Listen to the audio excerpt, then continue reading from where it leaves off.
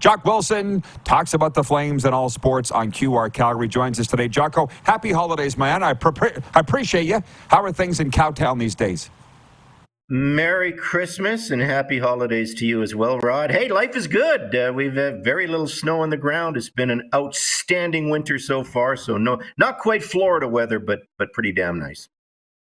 Good for you. Well, you're always a positive guy. So I'm wondering if you're scratching your head a little like me, because I expected more out of the Flames. I kind of felt like you expected more out of the Flames to this point, and now the narrative seems to be that they should be selling off ahead of the deadline. And I wonder what your thoughts are, where this team is and where you think they might be going as they sit 3 points out of a playoff spot today.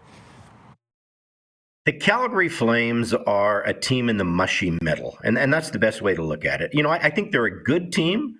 I obviously don't think they're an elite team. They're a team that could sneak into the playoffs, Rod.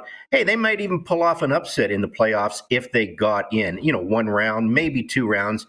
But let's be honest, this team is not good enough to win a Stanley Cup. And isn't that the ultimate goal? That you want to win a Stanley Cup. So, yeah, it's going to be a very interesting 2024 for the new general manager, Craig Conroy, because, what is he going to do with Jacob Markstrom? Jacob Markstrom may be the best trade bait that this organization has. You got Chris Tanev, you got Elias Lindholm, you've got Noah Hannafin, all of these potential unrestricted free agents. Now, Jacob Markstrom is not an unrestricted free agent. Obviously, he's locked into a number of years, a pretty good salary, and he's got a no-move clause. But the one thing that this organization has is depth in goal, because, you've got the goalie in waiting in Dustin Wolf. You've got Dan Vladar, who I think can be a capable backup, maybe not a number one guy, but a very capable backup. I think the question the organization has to ask is Dustin Wolf ready to be a number one guy? And right now, I don't think the organization is ready to go down that path. Yeah, I don't think he's got a long way to go to have the resume or be proven like Jacob Markstrom is. And I just see a certain faction of the media pushing the rebuild, and gosh knows the fans think the same. I wonder how much they're influenced by those media that are saying that. As long as Jonathan Huberdeau is pointless in 9, and the guys that just aren't playing 10 out of 10, I kind of sit here and wonder why is everybody pushing the rebuild? Unless you are, because I know for a fact the team doesn't even want to talk about it. Well, if you're the owner, of course you don't want to talk about it. Hey, I was doing the Calgary Flames broadcast when this team did hit the reset button, and this team did live through the Young Guns era. It's not fun. It's not fun for the fans. It's not fun for the organization. And a true rebuild doesn't happen in 2 or 3 years. You know that, Rod. I think fans know that. So is this organization... is this fan base willing to sit through, a 5 or 6 or maybe even a 10-year rebuild? And God forbid, look at the Edmonton Oilers. How many times have they had to press the reset button? Look at other organizations, the Buffalo Sabres, go down the list, the Ottawa Senators. All of these teams are trying to find the magic tonic, but no one can. So it's a fine line. I get it. It's a little easier when you get a number 1 overall pick like a Connor Bedard, like a Connor McDavid, like a Sidney Crosby. Totally different situation. I don't think that generational player is available in the 2024 draft. We'll see in 2025. All of these things that come into play. The one thing I will say about the Flames is that's why fans are excited about the future, because Connor Zary is having an outstanding rookie season. Next to Connor Bedard, he may be the second best rookie in the National Hockey League right now. And that is fantastic. Martin Prospicil has added a little bit of life. You've got Matt Coronado waiting in the wings. You've got Dustin Wolf waiting in the wings. So you've got some pieces that may be able to pick up the slack. Nazem Kadri has certainly picked up his game. The big wild card, as you mentioned, is Jonathan Huberdeau, a guy that's making $10.5 million a year and obviously not living up to expectations. And it's going to set this organization back a little bit, because what do you do with that contract? I don't think anybody has the answer for that. That's the ultimate elephant in the room. But I'm not quite done with this, because I'm a potential guy, and the Flames aren't anywhere, I don't think, to playing to their potential. They're not matching their talent. I agree with you that they're a good team. I think they're actually an above-average team. But firing Daryl Sutter was supposed to alleviate this. He was the guy that made them angry, not want to go to the rink. Like, their path, we're almost at the new year, Jock.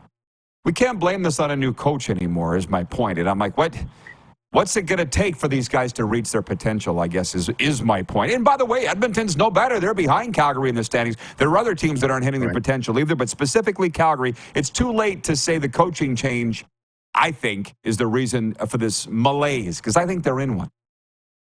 Yeah, I think it's a very fair question because, anytime a new coach comes in, it takes a little bit of time. And did this team have to adjust a little bit, to Ryan Huska and his system? Yeah, that's, that losing streak early in the season, certainly there was some adjustment time.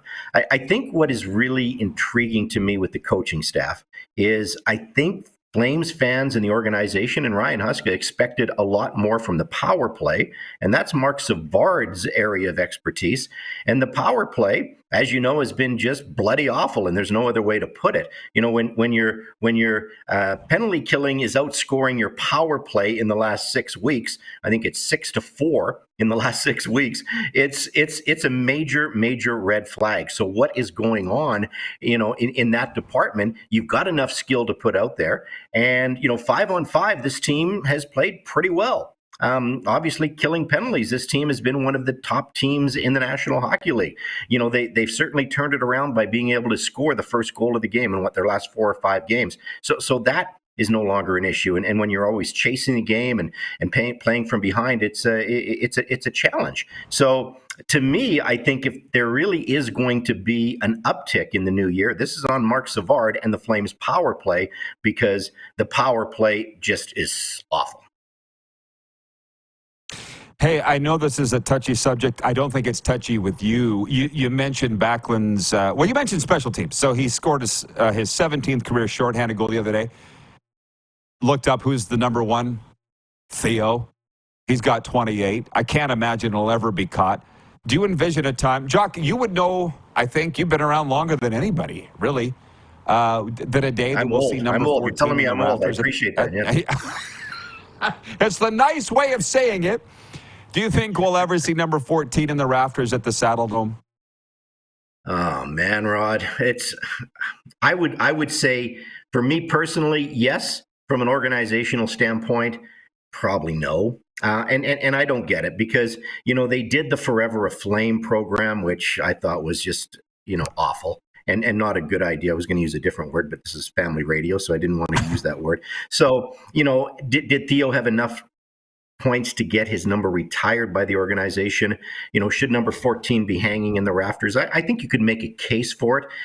Everybody knows, what happened to Theo away from the rink, and no one can really, unless you've lived in those shoes and walked in those shoes. I will never say anything negative about Theo because he's always been a good friend to me. And here's the deal. I could make a case for him to be in the Hockey Hall of Fame, not only at the rafters at the Saddle Dome, but for whatever reason, he has been blackballed by the league and he's been blackballed by the organization. Although I will say this, he's doing more and more with the Calgary Flames alumni. The alumni are very, very active in this city. Led by guys like Colin Pedersen and Jamie McCowan and Corey Sarich, and you can go down the list. That they're great. And Theo, I see him out more and more and doing more community events. So maybe that will get him back in with the organization. Hey, they're going to be, obviously doing a big celebration for Mika Kiprasov in the new year. That's fantastic. I would love to see it. I would love to see it, but is it going to happen anytime soon? I'm old, so maybe not in my lifetime. Yeah, well, you see, I'm a Cowboys fan, and with Jimmy Johnson had to wait 30 years almost to get onto the Ring of Honor in Dallas. Like, it happens, and I like what you say. There's probably a better case for Theo in the Hockey Hall of Fame. Gold, Olympic gold, Stanley Cup, World Juniors, 1,000 games, 1,000 points, than the Flames. But you're right. It's a good answer, Jock. You should be on the radio. You should be in broadcasting, Jock. Very eloquent answer there. But the thing, I do all these events like you, around Calgary, and I have Flames people go, psst, nobody's worn 14. It's going to be retired, so just chill, or whatever. So I tell Theo that, and he's like, what are they waiting for? Did you want to tell Theo that? So it's just another elephant in the room.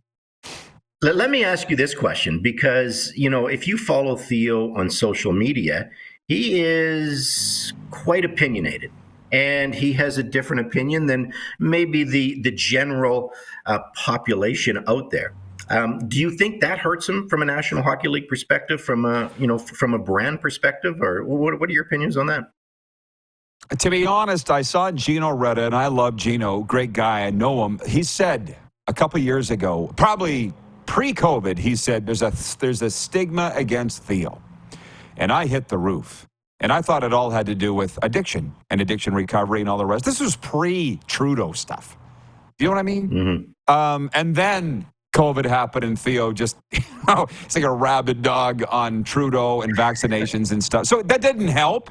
But I feel like there was a stigma against him before his public, comments on politics and that kind of thing. So I think all of it rolled into one's bad. But to be honest, one of the Sutters, I won't say which one, said the Hall of Fame's full of guys I wouldn't let walk my granddaughter across the street.